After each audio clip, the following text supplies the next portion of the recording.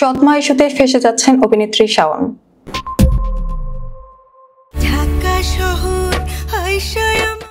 অভিনেত্রী শাওনের সৎমা নিশি ইসলামের বিরুদ্ধে মিথ্যা পরিচয় দিয়ে প্রতারণা, বল প্রয়োগ করে টাকা আদায় ও ভীতি প্রদর্শনের অপরাধে করা মামলায় অভিযোগের সত্যতা মেলেনি। এই মামলায় আসামিদের অব্যাহতি চেয়ে 19 মার্চ আদালতে চূড়ান্ত প্রতিবেদন জমা দিয়েছে পুলিশ।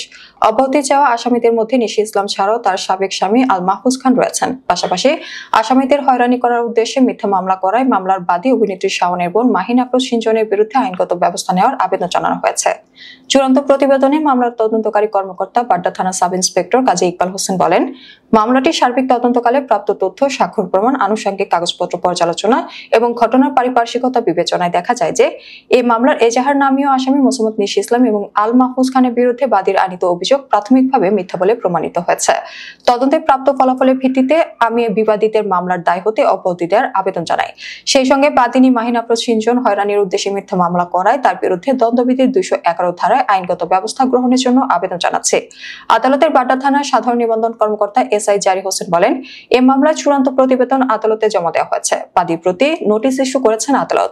10 জুলাই মামলার পরবর্তী তারিখ ঠিক করা হয়েছে। চূড়ান্ত প্রতিবেদনে বলা হয়, নিশি ইসলাম ও আল মাহফুজ খান পূর্বে সম্পর্কে স্বামী স্ত্রী থাকলেও তাদের মধ্যে বনিবনা না হয় 23 সালের 5 মে তাদের স্বামী স্ত্রীর বৈবাহিক সম্পর্ক বিচ্ছেদ হয়। অপরদিকে ভিকটিম ইঞ্জিনিয়ার মোহাম্মদ আলী স্বেচ্ছায় বিবাহ বন্ধনে আবদ্ধ হওয়ার ইচ্ছে পোষণ করলে ম্যারেজ মিডিয়ার মাধ্যমে নিশি ইসলামের সঙ্গে পরিচয় হয়। পরিচয়ের সুবাদে তাদের মধ্যে সম্পর্ক ঘনিষ্ঠ হতে থাকে। তারা উভয়ের সম্মতিক্রমে বিবাহ বন্ধনে আবদ্ধ হওয়ার সিদ্ধান্ত নেন। সেই অনুযায়ী হাস্যোজ্জ্বল পরিবেশে 2024 সালের 21 ফেব্রুয়ারি পরস্পর নিকাহনামায় স্বাক্ষর করেন এবং উচ্চ আওয়াজে আলহামদুলিল্লাহ কবুল বলে বিবাহের কাজ সম্পন্ন করেন। এছাড়া মামলার এজাহারের বর্ণনা অনুযায়ী বিকাশ স্টেটমেন্ট পর্যালোচনায় দেখা যায় যে বাদীনির অভিযোগের তথ্য অনুযায়ী বিবাদীরা ইঞ্জিনিয়ার মোহাম্মদ আলীকে চাপ প্রয়োগের মাধ্যমে চাঁদা দাবি ও 1 লাখ টাকা চাঁদা গ্রহণের বিষয়টির সত্যতাও প্রমাণিত হয়নি। এই মামলার সাক্ষী মান্নান আফরোজ সেজুতি বাদীর বোন এবং সাক্ষী হাসানুজ্জামান বাদীর বন্ধু হওয়ায় তারা বাদীর কাছ থেকে শোনা তথ্যের ভিত্তিতে এজাহারের পক্ষে জবানবন্দি প্রদান করলেও প্রত্যক্ষদর্শী সাক্ষ্য প্রাপ্ত ডকুমেন্ট বিশ্লেষণে ঘটনার প্রকৃত সত্য উদ্ঘাটিত হয়েছে বলেও চূড়ান্ত প্রতিবেদনে উল্লেখ করা হয়েছে। এ বিষয়ে মামলার বাদী অভিনেত্রী শাওনের বোন মাহিন আফরোজ সিনজনের সঙ্গে যোগাযোগ করা হলে তিনি বলেন, এটা একটা কোর্ট প্রসিডিওর। এ বিষয়ে সাংবাদিকদের সঙ্গে কোনো আলোচনা করতে চাচ্ছি না। মামলায় চার্জশিট দিয়েছে নাকি ফাইল রিপোর্ট দিয়েছে এটা আদালত আমাদের বলবে। আদালতের সঙ্গে এটা আমাদের বিষয়। সাংবাদিকদের কাছে কোনো মন্তব্য করতে চাচ্ছি না।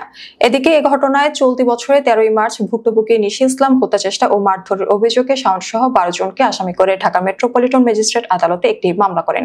আদালত বাদীর জবানবন্দি গ্রহণ করে 22 এপ্রিল উভয় পক্ষকে আদালতে উপস্থিত হওয়ার জন্য সমন জারি করেছিলেন। এই মামলার আসামিরা হলেন মেহের আফরোজ শাওনের বাবা ইঞ্জিনিয়ার মোহাম্মদ আলী, মেহের আফরোজ শাওন, তার বোন মাহিন আফরোজ সিনজন ও সেজুতি, সিনজনের স্বামী সাব্বির, এডিসি নাজমুল, সুব্রত দাস, মাইনুল হোসেন, সাবেক ডিবি প্রধান হারুনুর রশিদ, পুলিশ পরিদর্শক সাইফুল ইসলাম ভুইয়া, উপপরিদর্শক শাহ আলম ও মোহাম্মদ আলীর ভাগ্নে মুখলিসুর রহমান মিল্টন।